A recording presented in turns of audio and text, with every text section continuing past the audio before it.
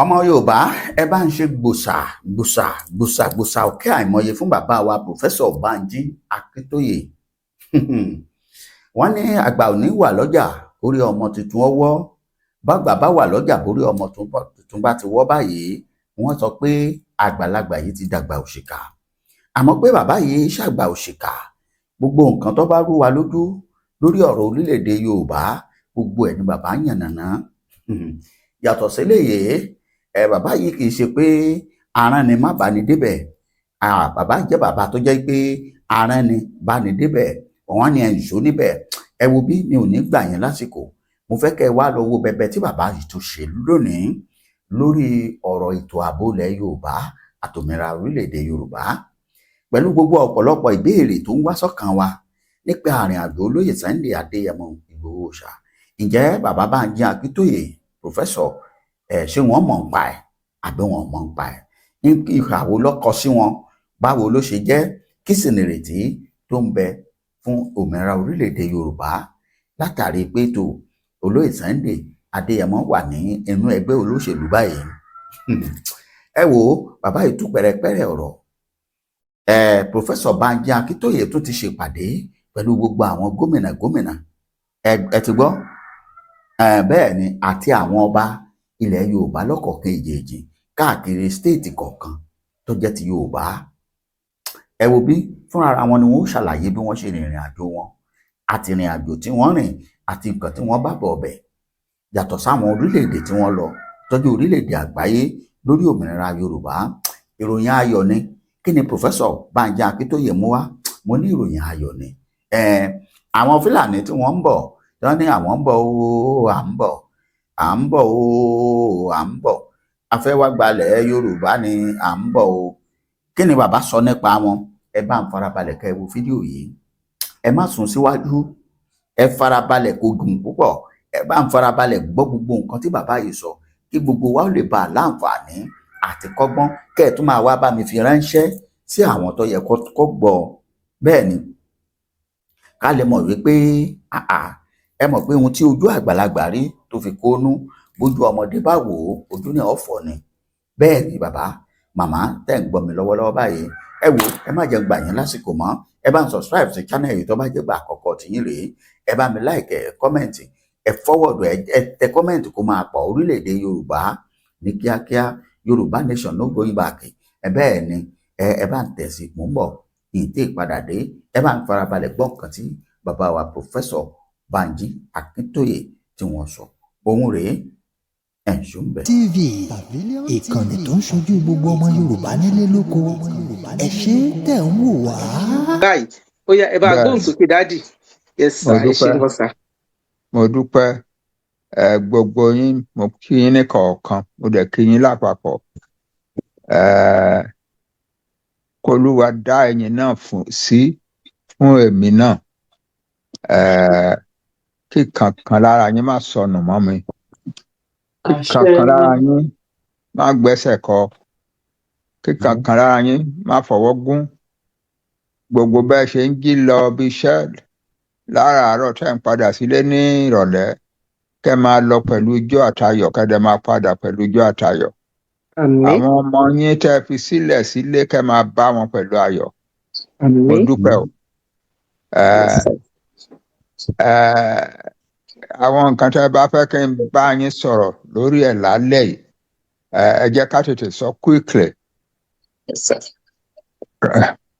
Lórí ọ̀rọ̀ security ilẹ̀ wa ni dádì, ẹ kọ́kọ́ bá yànnàná níbi tó dé, kẹ̀dẹ̀ wá dúpẹ́ lọ́wọ́ àwọn ẹni bí ẹni èèyàn bí èèyàn tí ẹ máa dúpẹ́ lọ́wọ́ ẹ̀ náà lórí pé wọ́n ṣe ìgbésẹ̀ láti fi ọmọ yín olóyè Sunday Ìgbòho tó fi sílẹ̀. Ó ti wá di nǹkan ńlá rẹpẹtẹ.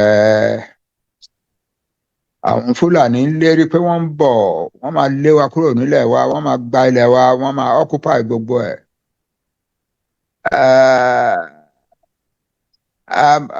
Láyé àtijọ́ nígbà tí mo wà lọ́mọdé, àwa ọmọdé a máa ń kọ̀wé kan, ẹni tó dúró sókèèrè tó ti ọwọ́ sápò tó lóun wá jókòó lórí ẹ, òkúta lù ẹ́ lórí, máa jà á níyàn o, bóyá òkúta wà lápò ẹ̀ lóòótọ́ o mọ̀ o. àwọn ti Fúlàní àti ẹ̀dẹ̀ wa mọ̀ wípé òkúta wà lápò wọn lóòótọ́.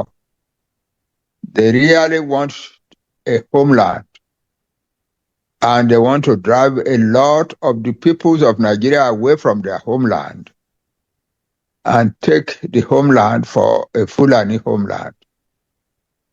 Wọ́n ti ń ṣètò yẹn ó ti pẹ́. Ara ètò náà ni pé wọ́n ní gbogbo àwọn 12 states of the north wọ́n sọ wọ́n di Islamic states. Wọ́n fi yẹn mobilize àwọn èèyàn wọn ni. Kì í dẹ̀ ṣe gbogbo Fúlàní ni Muslim o. A few of them tó wà ní ìgboro yẹn ni Muslim. Àwọn tó ń gbénú gbó tó ń da màlúù wọn yẹn who form about 90% of Fulani population. They are not Muslims at all. But they are ready instruments in the hands of the Muslim, of the Fulani elite. They are ready to do whatever the Fulani elite asks them to do.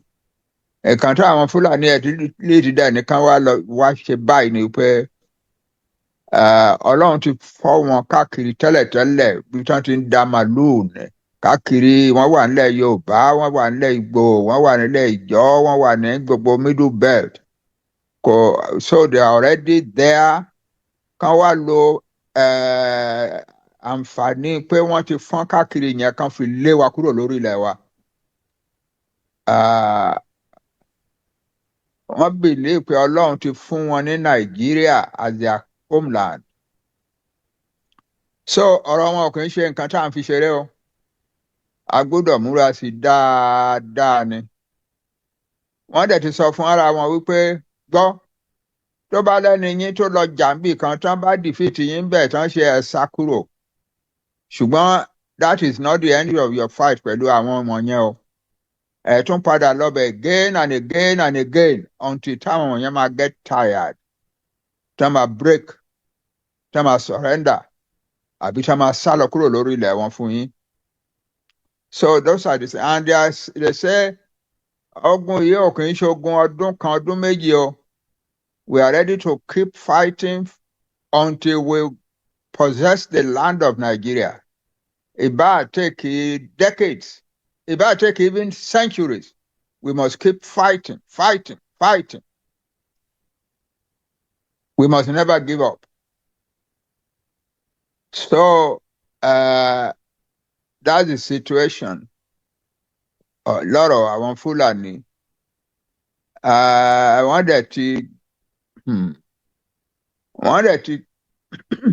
dẹ̀ ti gbà díẹ̀ lára ilẹ̀ wa náà. Ní ìjẹta àwọn ọmọ wa tán wà ní àwọn ọmọ Kwara State. Wọ́n sẹ́ndì fídíò kan sí mi. Ní area ilẹ̀ àwọn Ìgbómìnà Kwara State. Òrò-àgọ́ and the towns around. Gbogbo ìlú wọ̀nyẹn làwọn èèyàn ti sá kúrò. Àwọn Fúlàní ti lé wọn kúrò ńbẹ̀ pátápátá. Preparatory to Fulani takeover. Ní Kogi State, wàhálà wà ńbẹ̀ rẹpẹtẹ. Ọ̀pọ̀lọpọ̀ bí ló tiẹ̀ wà ní Kogi State. Ní northwest of Kwara State, nílẹ̀ àwọn Ìbàrìbá, wọ́n ti gba ilẹ̀ àwọn Ìbàrìbá ní area Keyama àti Baruten local governments. Wọ́n dẹ̀ ti ń tibẹ̀ wọnú ilẹ̀ àwa Yorùbá ní Kwara. Wọ́n ti ń tibẹ̀ wọnú ilẹ̀ Ọ̀yọ́ State. Àwọn tó bá fojú balẹ̀ l'Ékòó àbí ní Ogun State discover wípé almost daily ní àwọn Fúlàní Mujahideen, àwọn tán ti kó kúrò ní títì tán kọ́ ní ìjà díẹ̀ tán dẹ̀ ti fún ní nǹkan ìjà tán kọ́ wọn bọ́n ṣe mú nǹkan ìjà pamọ́. almost every day ni wọ́n dé sí Èkó tán kó wọn wá nínú trucks àbí nínú buses ready for the day of fight. The same thing in some parts of Ogun State. Ní northern part of Ekiti State, ní area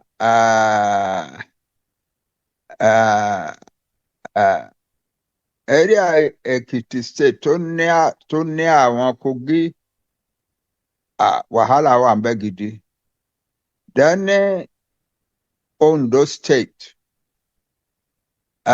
even dé etí bèbè Àkúrẹ́ gangan ní Ondo State ní wàhálà yẹn wà.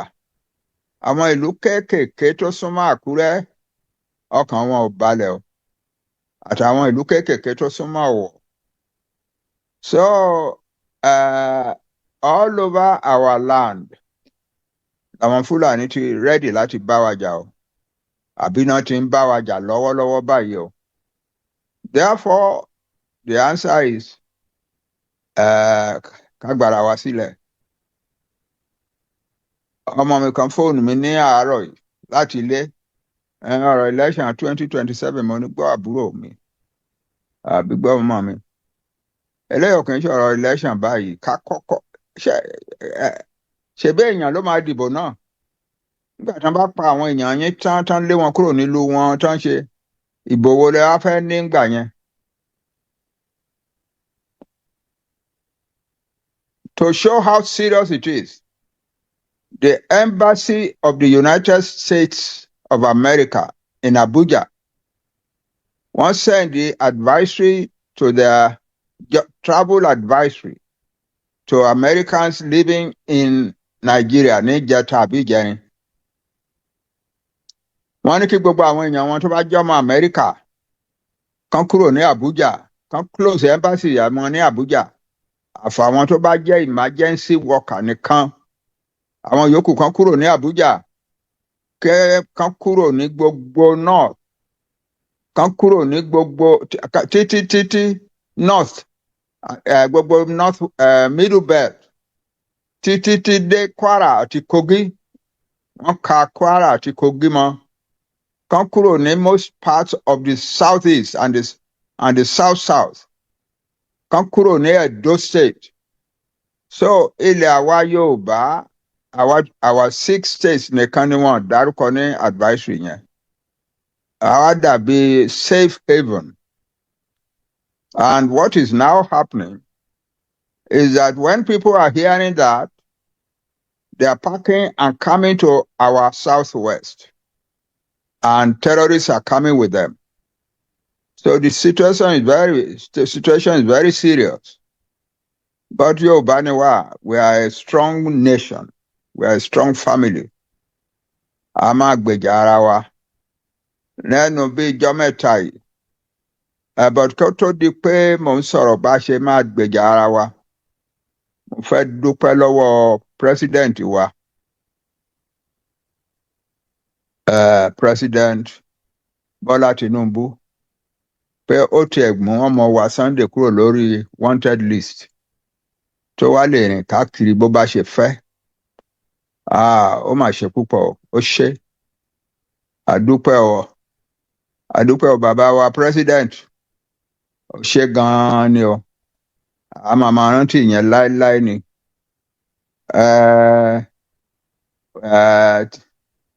Àwọn kan sọ pé Sunday sọ pé òun lọ Akíntó máa sọ yẹn. Mo dúpẹ́ lọ́wọ́ àwọn ọba tó ń ṣètò wọ̀nyẹn. Bàbá wa the new Olúbàdàn, the Aláàfin, the new Olúbàdàn, the Ọọ̀ni of Ifẹ̀, and other OBAs to take part. The Olúgbọ́n of Orílẹ̀-Ègbọ́n tí wọ́n ṣe ìrànlọ́wọ́ yẹn. Mo dúpẹ́ lọ́wọ́ yín o, gbogbo Yorùbá dúpẹ́ lọ́wọ́ yín o. Lórúkọ gbogbo ọmọ Yorùbá nílé nírìn àjò, wọ́n ní kí n dúpẹ́ lọ́wọ́ yín o. Ẹ ṣé gan-an ni o. But paríparí ẹ̀ above it all, a dúpẹ́ lọ́wọ́ president wa. tó gbọ́ yín tó dẹ̀ gba nǹkan tẹ́ béèrè fún Sunday a dúpẹ́ lọ́wọ́ wọn o wọ́n ṣe púpọ̀ àmọ́ bàbá ṣe dúpẹ́ ni mo wà ní ìrìn àjò l'Amẹ́ríkà báyìí tí n bá délé mo máa wáyè kémi àti president ká lè fojú kojú kí n lè dúpẹ́ lọ́wọ́ ẹ̀ kò sí nǹkan méjì tí a lè ṣe jù yẹn náà ju pé ká dúpẹ́ màá dúpẹ́ lọ́wọ́ ẹ̀ pé ó ṣe o it's a wonderful thing. Àwọn èèyàn sọ pé Sunday bá ṣe kúrò ní ìyá ẹ gbàgbé ẹ̀ Sunday ò lè betray Yorùbá nation láéláé ọmọ Yorùbá nation ọmọ Yorùbá gidi ni Sunday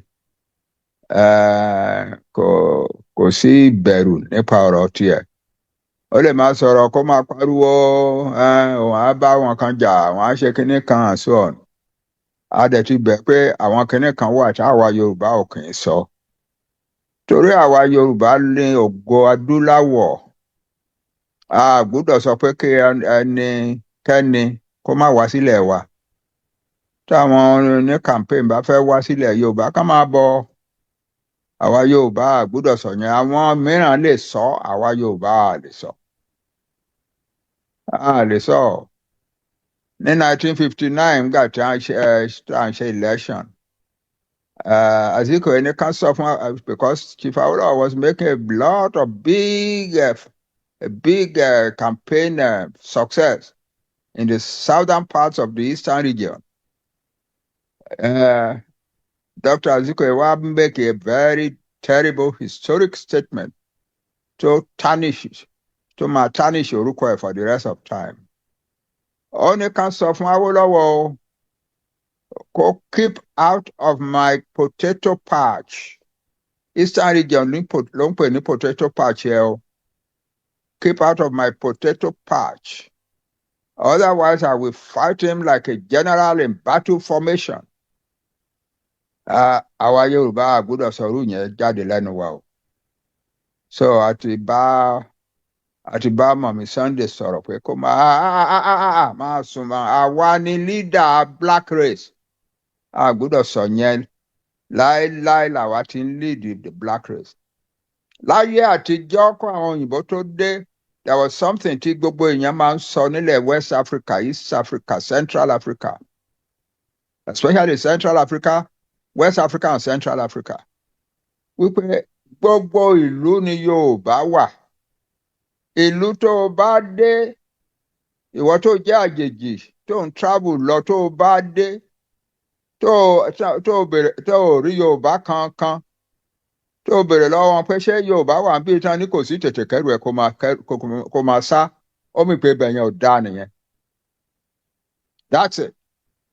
Àwa Yorùbá ni leader Ọlọ́run dá as leader of the black race. We are the largest single black nation. We are the leaders in civilization. Àwa máa ń jí láàárọ̀ tá a máa ń gbàdúrà fún gbogbo àgbáyé ni. Àwọn babaláwo wa tán bá jí láàárọ̀ láti bẹ̀rẹ̀ ayé wọ́n máa ń gbàdúrà fún wọn ní orúkọ tó ń pe àwọn continents of the world. Ní wọ́n máa mú wọn ní kọ̀ọ̀kan máa gbàdúrà fáwọn tó ń gbé bẹ̀. Àwa believe pé àwa ni the first people on earth and that àwa ni ara wa ni àwọn yòókù ti gbéra dìde. Therefore, àwa gbọ́dọ̀ máa gbàdúrà fún wọn máa.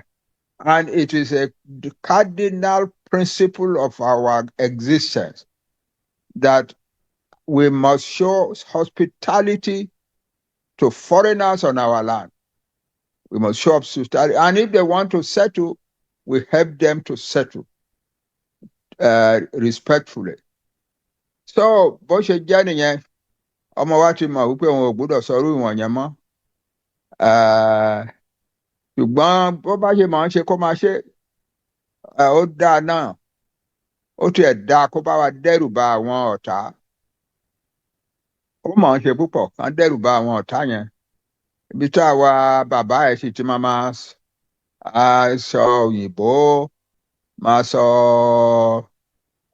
nǹkan tó fine tó nice gbogbo òun á ti sọ burúkú ó ní gìrìwó ni ló máa parí ẹ̀ bàbá mi mo ní bẹ́ẹ̀ ni gìrìwó bẹ́ẹ̀ ni ọmọ Yorùbá gidi ni Sunday yà ọmọ gidi ni so there is no doubt about him at all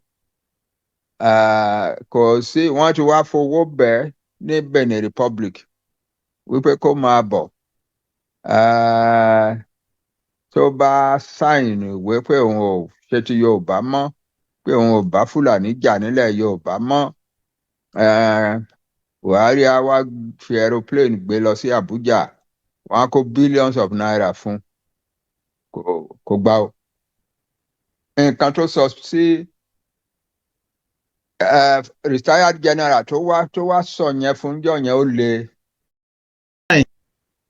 Buratai nǹkan tó sọ fún Buratai jọ yẹn ó le ó ní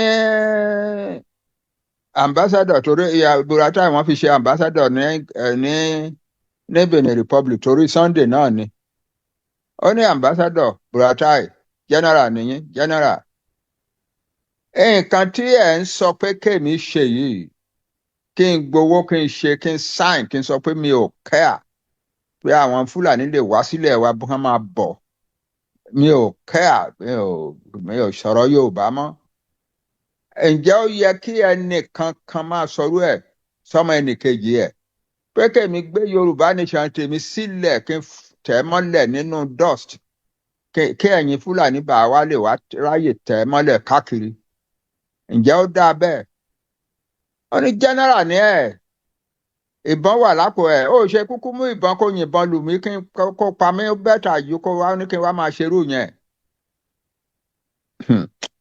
ọmọ gidi ni Sunday o nígbà tí mo lọ kí ní ìrọ̀lẹ́ ẹjọ́ yẹn tí mo dé ọmọ gidi lọmọ yín yìí o pé ńgbà tó ń sọ fún Buratai ó yà wọ́n lẹ́nu àwọn ò mọ̀ pé ẹnìkan kan lè sọrú ẹ̀ jáde lẹ́nu sí a man of Buratai's caliber mo kàn gbá Sunday mú ni ọmọ gidi ni Sunday pé a wá betray Yorùbá nation ìyẹn ò lè ṣẹlẹ̀ kò lè ṣẹlẹ̀ so ẹ fọkàn balẹ̀ nípa Sunday ó lè máa pariwo gbùrùgbùrù gbàràgbàrà jẹ́ kó máa ṣe bó bá ṣe mọ̀ ọ́n ṣe mọ́ already as of now tó bá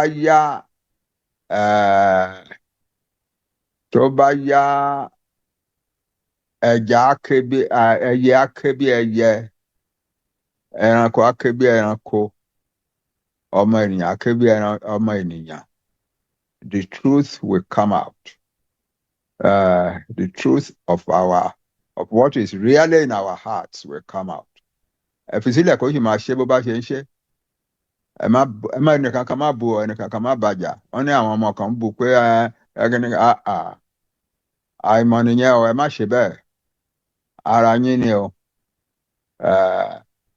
then àwọn èèyàn wa náà ti ń dìde díẹ̀díẹ̀ láti ṣe ìrànlọ́wọ́ wọ́n ní president sọ pé òun máa fún Sunday ní agbára kó lè lead the defence of Yorubaland well àwọn èèyàn wa náà ti ń rẹ́dì àwọn èèyàn wa ń rẹ́dì gan-an ni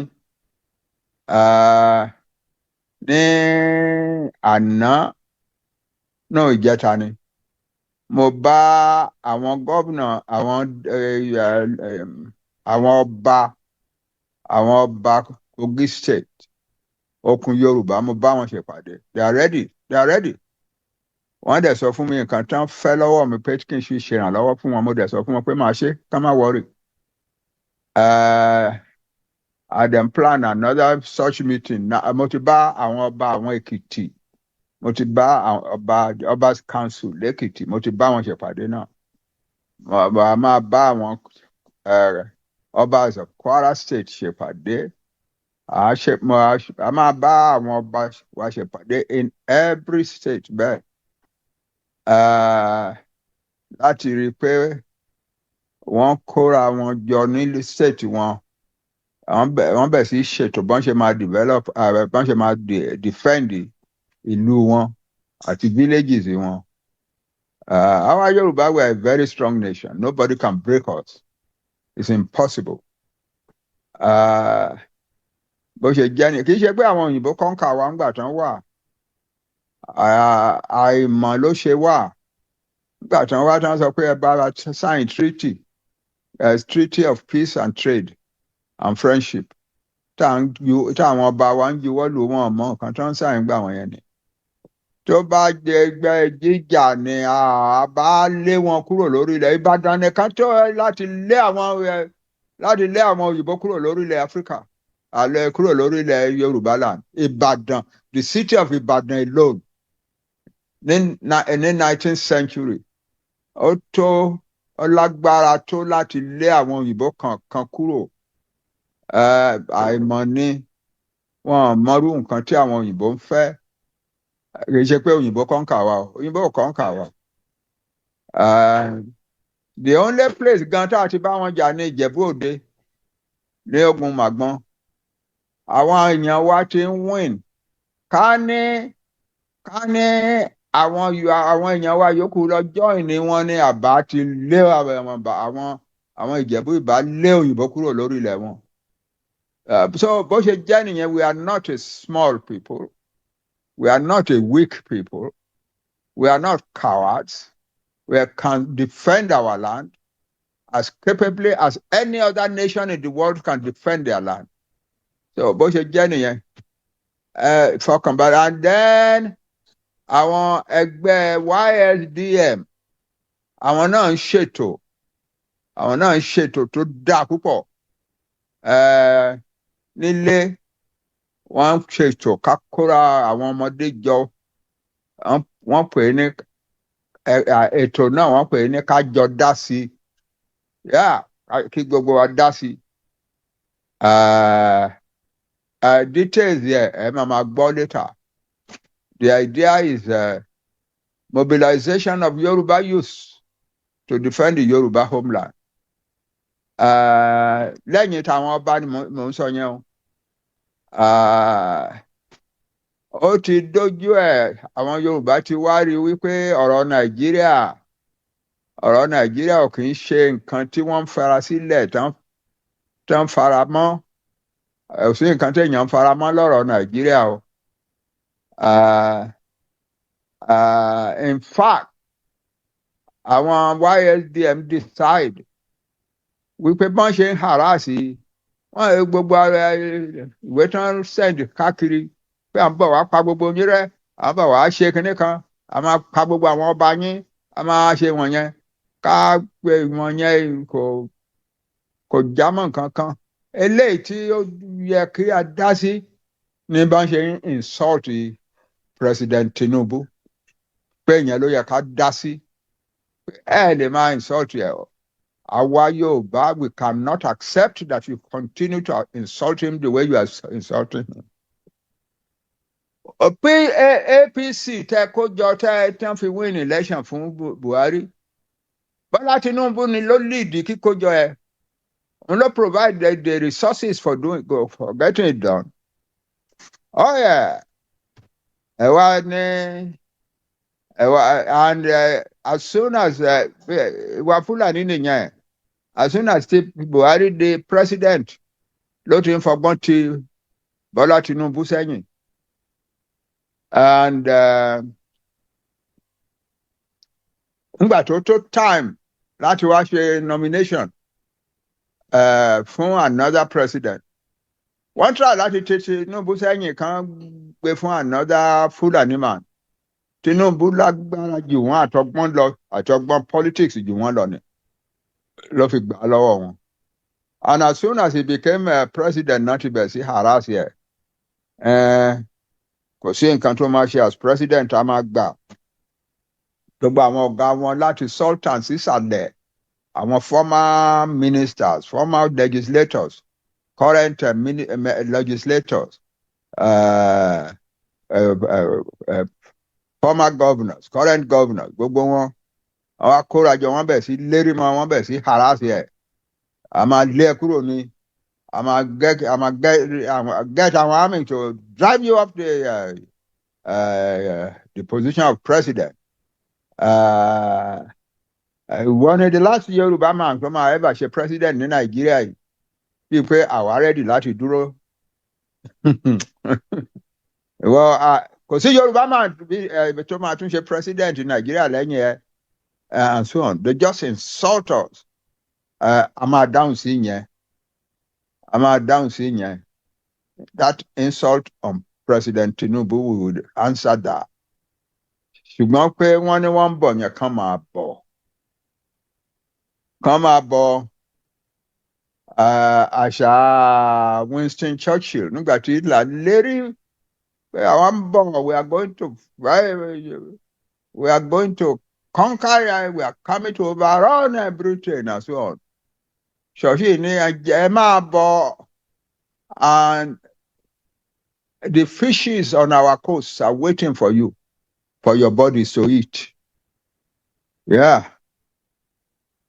We can tell the Fulani, the vultures in our forests are waiting for their flesh to eat. Yeah, we are ready. The Yoruba people are ready. Ọ̀pọ̀lọpọ̀ náà àwọn èèyàn wa tí ò ready láti dá sí ọ̀rọ̀ Yorùbá tẹ́lẹ̀ náà wá bẹ̀ tí ń dìde láti dá sí báyìí. Eléyìí ká defend ilẹ̀ wa ó yàtọ̀ díẹ̀ sí pé ká gba ilẹ̀ wa jáde. Òpin ìjà wa pátápátá ni kí a gba ilẹ̀ wa jáde yẹn. Ṣùgbọ́n for now a lè sọ pé ìyẹn la kọjú sí ìtàn bá ń lè máa pa wá kán máa pa wá. Èèyàn wo ló máa kù síbẹ̀ nígbà tá a bá gba ilẹ̀ wa náà? So first of all, we must defend our land and protect our people and preserve our own. That is all. So mo kí gbogbo yín o. That's what is happening. Our people are rising, ready to defend our land and preserve our own heritage. God be with you all. I love you all. Ẹ ṣé o. Yes sir, Daddy, ẹ ṣeun gan sir. Ẹ kú ohùn. Ẹ ní agbára ti Ọlọ́run. Ohùn náà ò ní bàjẹ́. Mo dúpẹ́. Ohùn náà ò ní bàjẹ́ lágbára Ọlọ́run. Ojú òde ní tì yín. Ẹ pẹ́ fún wa, ẹ pẹ́ ní agbára Ọlọ́run. Ọlọ́run á bá aṣọ yín padà sílé láyọ̀ àtàlàáfíà. Àtún nípàdé ayọ̀ lágbára Ọlọ́run. Báyìí a máa play fídíò kan tí ọmọ Haúsá kan tí nǹkan tẹ́ gbogbo nǹkan tá à ń sọ yìí tóun náà sọ bẹ́ẹ̀ pọ̀ wọn kà báyìí bí wọ́n ṣe ń ṣe nìyẹn. Àwọn Haúsá ṣe mọ́ lọ́rùn ni. Ṣé nígbà tí wọ́n sọ pé ọ̀wọ́n jẹ́ Haúsá Fúlàní jẹ́ Haúsá Fúlàní náà ló máa ń pera wọn tẹ́lẹ̀tẹ́lẹ̀ Haúsá Fúlàní wọ́n ṣẹ̀ṣẹ̀ mọ́ lọ́rùn ni pé Fúlàní ò kì í ṣe ọmọ ìyá ọ̀wọ́n.